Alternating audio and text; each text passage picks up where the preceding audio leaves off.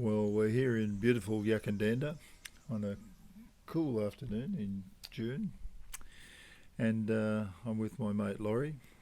And Laurie, this is your home turf, literally, I suppose. Well, that's where I was born Yeah. and partly bred. Yeah. So when you sort of see all these pretty serious hills and things, it must bring back a lot of memories. I remember you telling me you had to get up as a kid and chase the cows and bring them into the dairy. Milk and, yeah. And it'd be pretty crisp and frosty. Remember walking around bare feet in frost and finding the hoarfrost where the frost didn't quite melt from the day before, so you'd have another layer on top. Yeah. And if it went 2 days, you'd have 3 layers on top. And it was great fun to just jump in one, crush, Bare feet. bare feet. Oh, And tough didn't to do. even think it was not Unusual. normal. It was life. So you grew, what, 6 in your family? My, Yeah, Well, 6 yes. kids. we didn't learn until long afterwards that we had a little sister, the last in the line, who Okay. died Okay. stillborn. And your mum and dad were residents of this area for some time?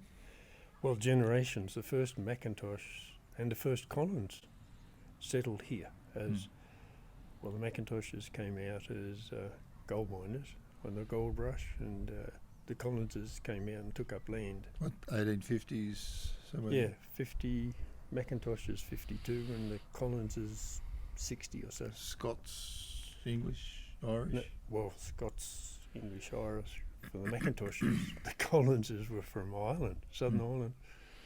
Mm. So, what was life like for? It was a pretty much built around the dairy, the farming. Oh, That yeah, was life. absolutely.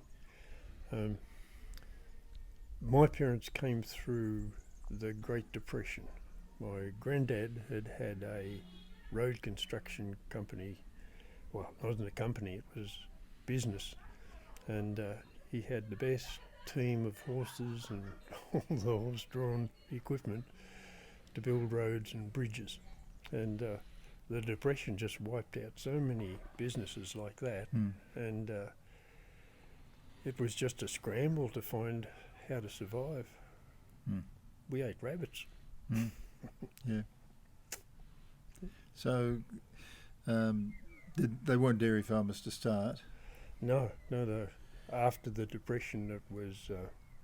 Remember, I heard this story from, I think, my grandmother, that Granddad, when there was just no money for contracts and they were desperate as a family, he intended to apply for the night soil contract in Yackandandah.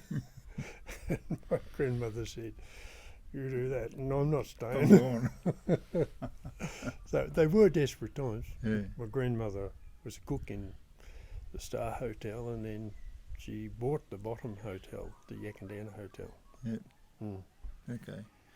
So, life was pretty much prescribed by Yakandandah, was it? Like you didn't go far from Oh, here. yes, never.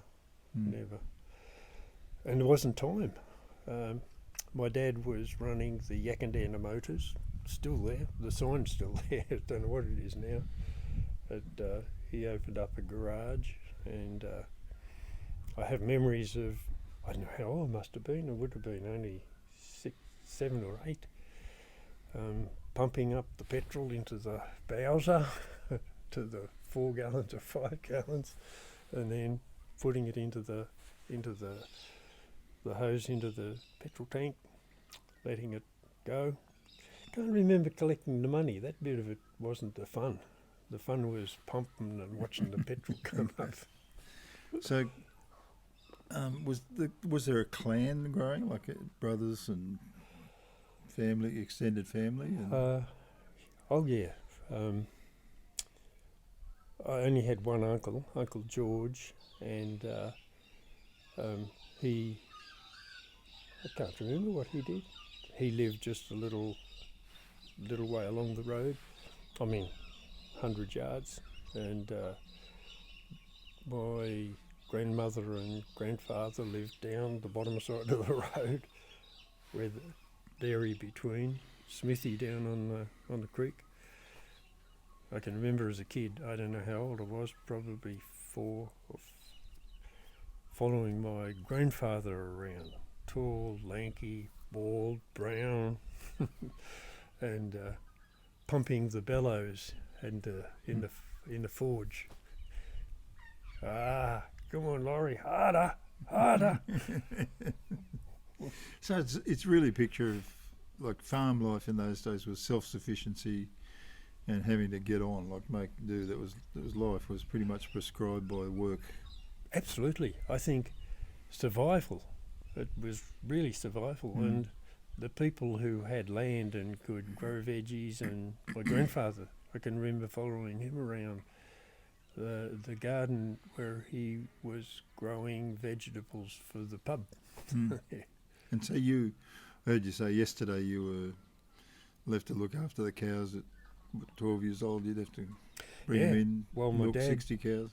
My dad started a dairy on a block of land and then he extended it. And in those early days, he was running the garage through the day and trying to run this farm and grow it in after work and before work. So kids coming along were a great asset. Yeah. And your mum ran the household and... No, she worked in the dairy. Did she really? Okay. Yeah. It was everybody hands-on, just had to be. So and I make do with what you had, make your own butter, all that sort of stuff. And yeah. We took all that for just granted. What were the strengths in that sort of life? The strengths are, I think, that it teaches you to have purpose. Not that I welcomed it, but my dad made sure that I had purpose. Laurie, get your nose out of that book and go and do something useful. Yeah. All my life. Only place I could read with safety was in the toilet. Yeah. And he got wise to that after a while. Yeah, he worked that one out. Come on, you've been in there, you'll get piles. That's life. And we didn't, just last night, talking with my brother who was out here watching the kids playing around with talent night, and they were obviously having a lot of fun. And I said to Steve, we didn't have any of that when we were kids. How do you think we would have turned out if we'd experienced this kind of thing in our lives? And like just seeing young kids using their talents and being appreciated, even though it wasn't anything very much there to appreciate except they were having a go. And he turned and he said, we had no fun in our lives. Wow. But we didn't miss it. Yeah. I remember I went to high school up in down in Wangaratta from Yackandandah, and then down to Swinburne in Melbourne. And for the first time I learned to play cricket and football and the swimming competitions. And I can remember one time when I'd first got to high school, I was starting to, for the first time, actually learn to play. And the two champion players happened to be at Caulfield. And Swinburne was playing Caulfield. And I was in the football team. Did a good job that day. And I can remember with the ball, dodging, going past the half forward. And I heard one say to the other, what's happened to Macca? Yeah, okay. Well, Macca got the opportunity to play. Yeah. So I remember you saying to me, and this is not a judgment at all, but just probably the way your dad did life. Like he never thanked you for doing anything, particularly on the farm. He just said that was what you had to do. Yeah. Well, and you didn't, nobody thanked him for anything that he did, and nobody thanked Mother for what she did. It was just, I think thinking back now, I think the Depression had a huge influence upon that generation, because they both spent their young life living through that time when Britain took the money away from Australia and there was just nothing left. And no and the business. First World War took a lot of lives out of Australia too, didn't it? Yeah. Yep. Laurie, faith in your family, like church was kind of sort of a mandatory thing, but was there any real faith in your family? Church wasn't mandatory. not going to church was mandatory. Okay. We didn't ever go near a church, and Did they say why? well, I think it was vaguely in the background that was all a lot of bunkum for old ladies and weak people like bank managers. It wasn't part of the real world. The real world was out there working. Yeah. I can remember quite clearly that we had a disdain for anything religious. First class I got kicked out of was religious instruction at the Beechworth Higher Elementary School. But I remember you just the same. I remember you telling me once that there were times where at night you would climb the hill and look at the stars. I vivid in my memory is one night going around the traps after dark to get the rabbits out before the foxes came. And of course I don't know how old I was, carrying a lantern, freezing cold, but it was like starlight was enough to find your way, really, and just feeling so lonely. And I was looking at the stars thinking somewhere out there's a person who's going to be my friend, a real friend, you know. And yeah, I think I cried. Yeah. And that was perhaps the first time ever that I'd it wasn't thought, it was being impressed by the vastness and the need for something in it to make contact with. Yeah. So this is the root system of your family and your life, and the McIntoshes moved to Bourke and they brought something of Yackandandah with them to Bourke. So if you're summing up, what would you say this root system here in Yakandandah gave to Cornerstone? I think, no, maybe this is what Rose said this morning. You brought silliness, she said, but it was fun. You brought into the McIntosh, this part of the McIntosh family anyway, realisation that life was something to be enjoyed. And I'd already found Christ when I was down at Swinburne, when I was working as a civil engineer, and I brought that back, and that just changed the whole family after they'd accepted, of course. But yeah, I think what I provided from this background was that determination to do what you could with what you had to achieve something that was worthwhile. Yeah. It wasn't just building a farm, but it was building the kingdom of God. Yeah. It's sort of a work ethic, a groundedness, I think, because for a lot of people growing up in the city, I grew up in the city and you didn't have that kind of connection to land and weather and growing stuff. Yeah, you know. Yeah.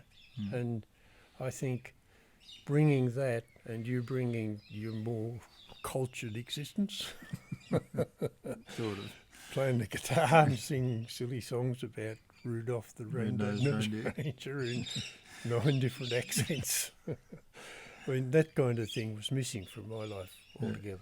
Yeah. Yeah. Well, not altogether. I can remember my grandfather reciting poetry and telling stories, funny stories at times whenever the family got together. Was your mum the reader in the family? Oh, yeah. The books? Yeah.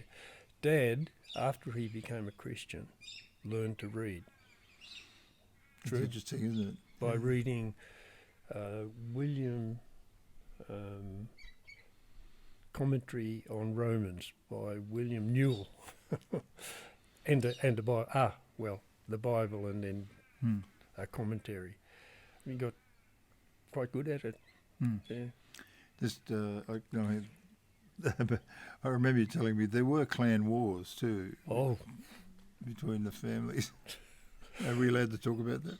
Oh, I suppose so. Actually, I remember I was working just temporarily as assistant engineer, I was working with the Shire engineer, just for 6 months or so while I came home from Melbourne to share Christ with my family, actually. And the opportunity, well, I don't know how I got the job, actually. Must have been looking for money. But anyway, one day I turned up and had a big gash over my top of my eye. I don't know whether I had a black eye or not. And then the bridge foreman turned up wearing dark glasses.